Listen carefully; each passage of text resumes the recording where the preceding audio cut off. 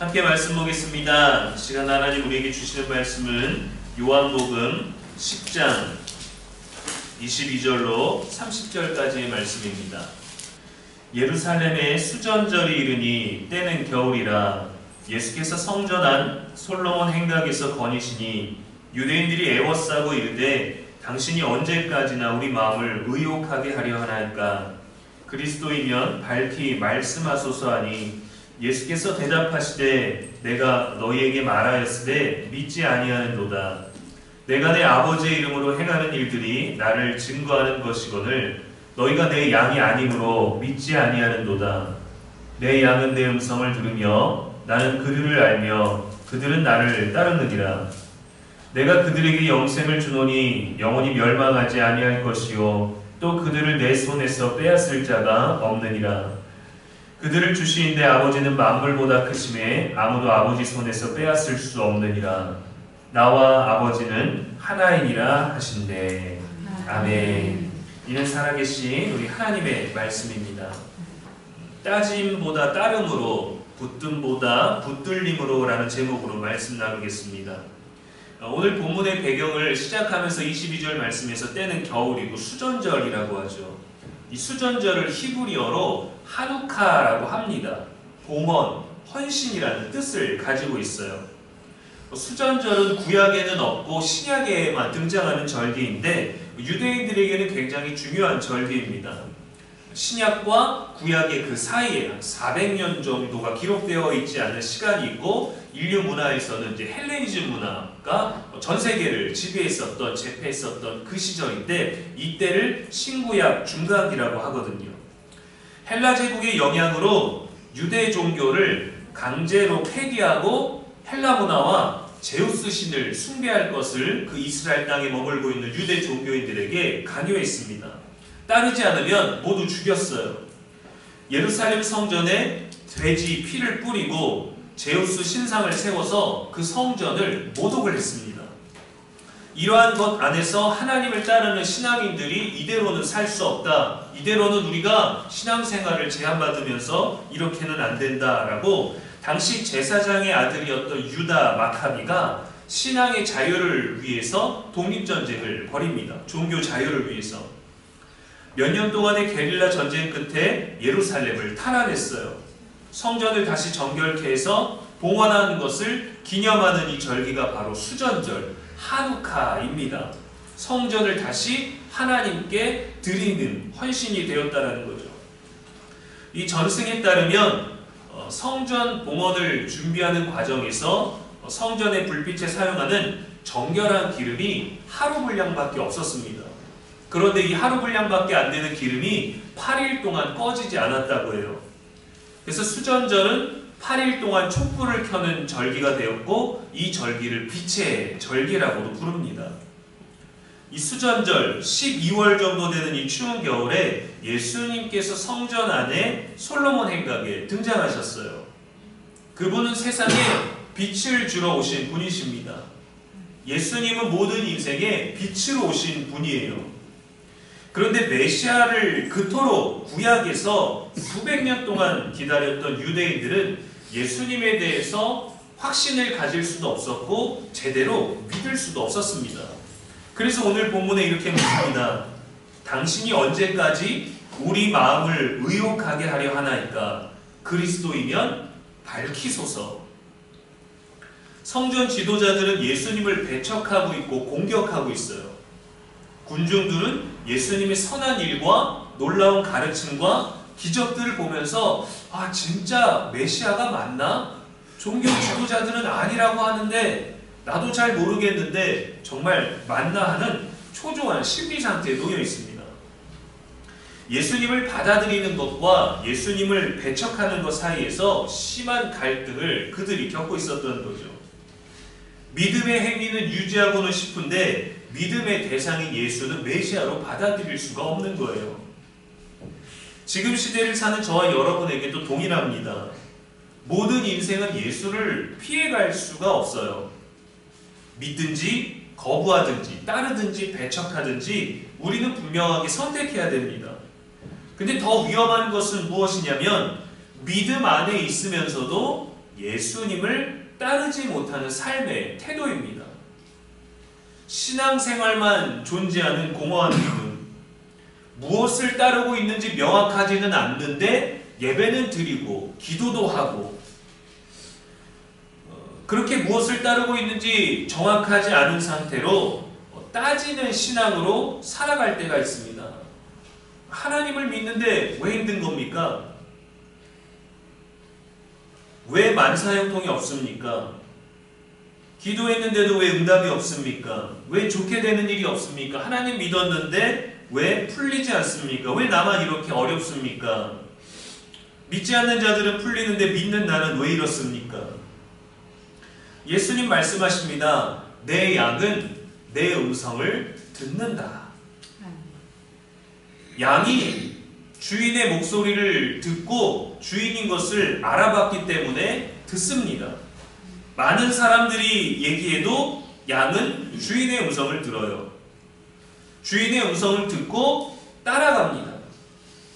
주인이기 때문에, 날 보호해주기 때문에, 나를 구원하기 때문에, 나를 지켜주기 때문에, 나를 푸른 초장으로 데려가고, 내가 잠자는 동안 나를 지키고, 내가 잃어버리고 길을 방황하게 되면 나를 찾으러 오고, 그 주인인 걸 알기 때문에 주인의 음성을 듣고 따라가는 거예요. 그런데 많은 신앙인들이 주님을 삶의 주인으로 고백하면서도 따르지 않고 따지려고 합니다. 예수님 당시 유대인들은 예수님께서 행하신 많은 기적들을 봤어요. 그 현장에 있었습니다. 가르침도 받았어요. 반박할 수도 없었습니다. 천국에 대해서 너무도 쉽게 가르쳐 주셔서 깨달음도 얻었어요. 믿을 수밖에 없지 않을까? 라고 우리는 이렇게 생각할 수도 있겠지만 오히려 그들은 의심이 많았고 더 믿지를 못했습니다.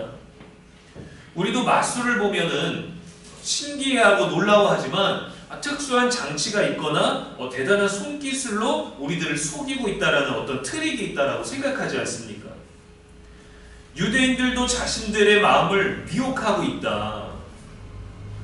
그래서 그리스도면 밝히라고 했던 것이죠. 따지는 거예요. 정말 그리스도입니까? 스스로 말해보십시오. 증명 좀 해보십시오. 지금까지 있었던 것 말고 확실하게 우리가 믿을 수 있는 걸 좀 보여주십시오. 그런데 이 따짐은 보여주면 믿겠다가 아니라 당신은 따르지 못하겠다라는 표현이기도 해요. 만약에 당신이 진짜 메시아라면 난 당신은 싫습니다라는 거예요. 연애하는 커플들을 보면은 비슷한 경우를 볼 수 있습니다. 어떤 식당을 가고 기념일에 어떤 선물을 받는 것을 통해 사랑받음을 확인하려고 합니다. 사랑하는 마음이 있으니까 선물도 주고 함께하고 헌신하고 그런 건데 선물이나 자신에게 돈을 쓰는 정도로 사랑받음을 대신하는 경우가 있어요. 이건 사랑을 계산하고 따지는 거죠. 무언가를 사주면 연애하겠다, 무언가를 해주면 결혼하겠다라는 조건적인 논리입니다. 그런데 믿음, 사랑은 따짐이 아니라 따름이 되어야 되는 거예요. 사랑을 수치나 가치로 증명하면서 사랑해야 된다면 사랑할 수 없습니다. 사랑받을 수도 없습니다. 예수님이 우리에게 우리의 존재, 우리의 자격, 우리의 가치를 따지셨다면 저와 여러분 중에 과연 누가 구원받을 수 있겠습니까? 과연 누가 하나님 마음에 합할 수가 있겠어요? 과연 누가 율법에 정확하게 맞아 떨어지는 자격을 얻을 수 있겠어요? 우리가 세상을 지으신 신의 사랑을 받을 자격이 있습니까? 축복과 은혜를 내가 원하는 대로 마음껏 선택해서 원하는 만큼 누릴 자격이 우리에게 있습니까? 자격은 없는데 그러한 혜택을 누리고 있고 그 크신 사랑을 받고 있는 것이 성경이 우리들에게 말해주는 은혜입니다. 27절에 보면 내 양은 내 음성을 들으며 나는 그들을 알며 그들은 나를 따르느니라 했어요. 그 양은 주인의 음성을 듣는다고 했습니다. 순서가 중요합니다. 듣고 알고 따르는 거예요. 따르다가 알게 되고 알게 돼서 듣는 게 아니라 주인의 음성을 먼저 듣고 그 다음에 주인인 걸 알고 그 다음에 그 주인을 따라가는 것이죠. 무작정 따르지 않아요. 우리도 확인 없이 따를 수 없지 않습니까? 확인 없이 믿을 수 없잖아요. 그분이 어떤 분인지를 알아야 믿어보고 따를 수 있지 않겠습니까? 그분의 가르침, 성경이 우리들에게 들려주는 그 말씀을 들어봐야 무엇을 믿을지 무엇을 따를지 우리가 구분할 수 있는 것이죠. 어린 자녀들에게 누구든지 너의 이름을 부르면 따라가라 라고 가르치지 않습니다.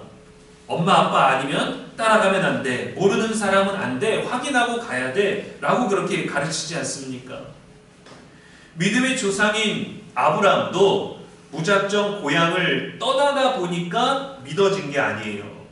하나님의 말씀을 듣고 그분의 음성과 그분의 약속을 듣고 따른 겁니다. 그렇게 따르는 자들에게 어떻게 하시나요? 28절 말씀에 내가 그들에게 영생을 주노니 영원히 멸망하지 아니할 것이요 또 그들을 내 손에서 빼앗을 자가 없느니라. 그들을 주신 내 아버지는 만물보다 크심에 아무도 아버지 손에서 빼앗을 수 없느니라 했어요.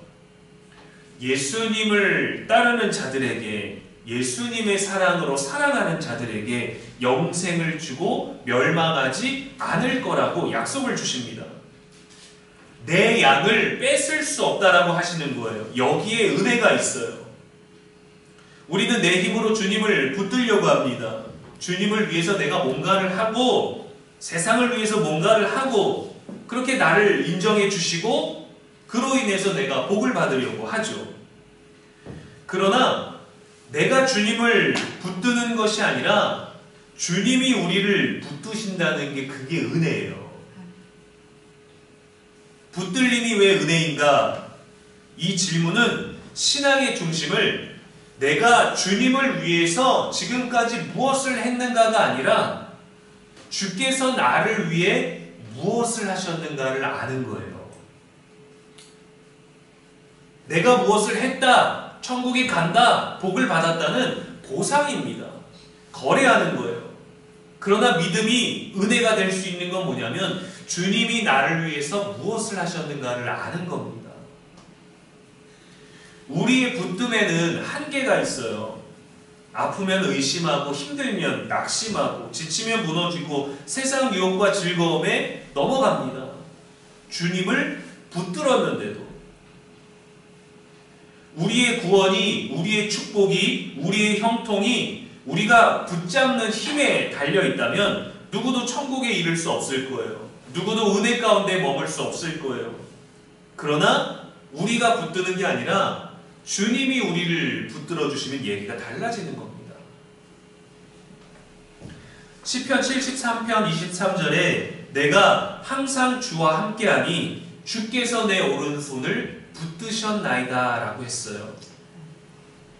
내가 그들을 알며 그들은 나를 따르며 아무도 내 손에서 빼앗을 수 없다라는 예수님의 이 말씀은 구원의 시작도 구원을 유지하는 것도 구원을 완성하는 것도 전부 주님이 우리를 위해서 하신다는 뜻입니다.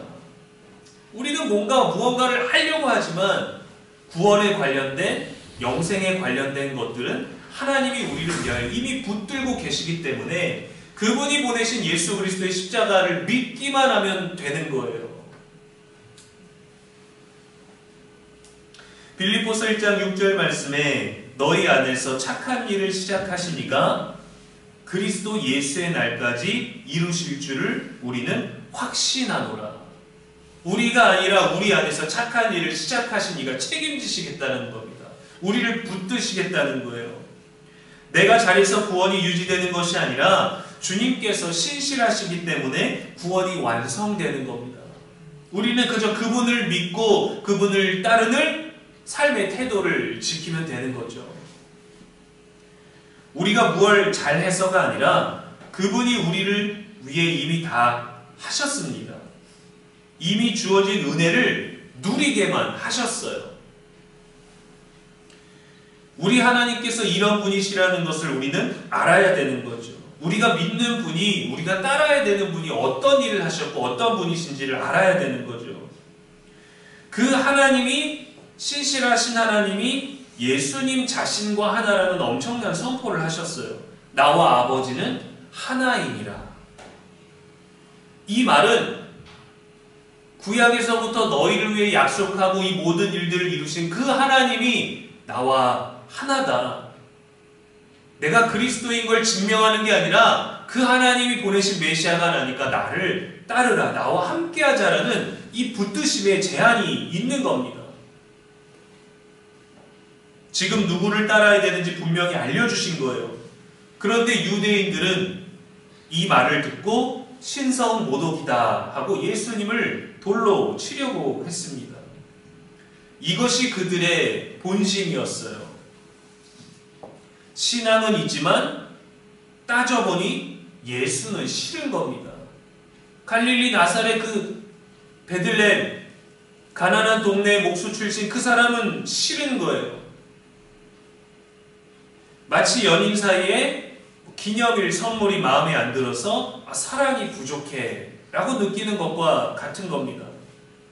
무언가 내가 원하는 것을 채워주지 않으면 하나님도 아니고 신앙도 아니고 구원도 아니고 사랑도 아닌 거예요. 이런 사랑은 유지할 수 없어요. 이런 믿음으로는 따를 수가 없어요. 이런 이들에게 예수님 어떻게 하셨나요? 그들을 만족시키기 위해, 그들을 이해시키기 위해 설득하시고 설명하시고 다른 방법으로 메시아이심을 증명하셨나요? 더 강한 기적을 베풀어 주셨나요? 아닙니다. 무서운 말씀을 하셨어요. 너희는 내 양이 아니므로 믿지 아니하는도다. 여러분, 이 말씀은 설명처럼 보이지만 사실은 심판의 선언입니다. 보통 우리는 이 말을 이렇게 이해하려고 하죠. 믿지 않으니까 양이 될 수 없구나. 그러나 예수님 말씀하신 의도는 너희는 이미 내 양이 아니기 때문에 믿지 않는다라고 말씀하신 겁니다. 믿음이 없어서 길을 잃은 게 아니라 처음부터 예수님의 양이 되려는 정체성이 없었다라는 거예요. 그런데도 사랑을 하고 있고, 그런데도 율법을 지키고 있고, 그런데도 신앙생활을 하고 있는 모습이 얼마나 당황스럽습니까? 왜 이런 무서운 말씀을 하셨을까요? 예수님을 믿고 싶어서 던진 질문이 아니라 대체 당신은 뭐하는 사람인데 우리의 율법을 흔들고 하나님의 계명을 흔들고 있습니까? 라고 따지기 위해서 물었기 때문이에요. 그리스도 오면 하게 하지 말고 밝히십시오. 당신이 그리스도면 믿겠습니다 라는 말이 아니라 당신은 대체 뭔데 이런 요술을 부리고 마귀의 힘을 얻어서 우리를 미혹하고 있습니까? 떠나십시오. 나는 하나님이 보냈고 나는 하나님과 하나야. 웃기는 소리 하지 마십시오. 신성모독입니다. 본인들이 기대했던 메시아가 아니었을 뿐이죠. 자신들 스스로 주님의 음성 듣기를 거부하는 것을 증명한 거예요. 오늘 말씀은 우리에게 경고합니다. 예수님 앞에 중립은 없다. 따르든지 거부하든지 둘 중에 하나가 될 거라는 겁니다. 오늘 본문의 유대인들은 예수님을 거부했고 예수님은 그곳에 머물러서 그들을 바꾸기 위해서 애쓰지 않으셨어요. 예수님은 그곳을 떠나셨어요. 그리고 사역 초기에 세례 요한이 세례를 베풀었던 요단 강가 근처로 가셨을 때 거기 있던 사람들은 세례 요한이 했던 말과 메시아를 위해서 준비했던 말과 또 그 지역에서 예수님이 하신 일들에 대해서 듣고 그 일들을 기억하며 많은 사람들이 예수를 믿으니라 하고 마지막 절에 전혀 다른 반응을 기록합니다. 여러분, 문제는 예수님께 있는 게 아니에요. 따지든지 따르든지 우리가 결정하는 겁니다.